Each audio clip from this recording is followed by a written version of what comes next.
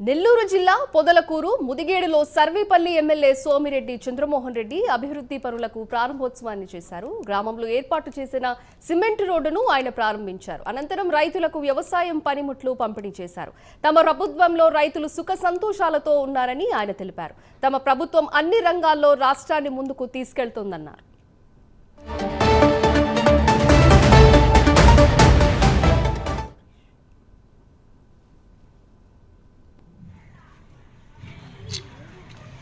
అందుకని 19లో 5,000 చిల్లర బహుమానం ఇచ్చారు. మీరు అందరూ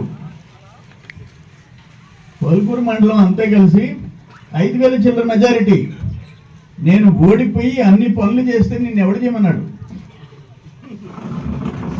మాకు అవసరమా?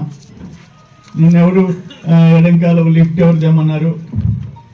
అది 30 టీఎంసీలు టచ్ అయితే ఆ కాలం పనిచేయటం ఆగిపోద్ది. దాన్ని నమ్ముకొని 25,000 ఎకరాలు దాని కింద వరి పెట్టుకుంటే 30 టీఎంసీలు ఆ లెవెల్ తగ్గగానే కాలువ అయిపోద్ది, పొలాలన్నీ ఎండిపోతాయి. అవసరమా? ఎన్ని కాలువలు తవ్వించాం? ఒక్క తాడిపత్రి పెద్ద చెరువు 3 కోట్లు, చిన్న చెరువు 1 కోటి, ఇటువంటివన్నీ చేసాం. చెక్ డ్యామ్స్ కట్టించాం, ఊళ్ళల్లో సిమెంట్ రోడ్లు వేయించాం. ఎక్కడ ఒక్క తప్పుడు కేసు ఎవరి మీద పెట్టలే.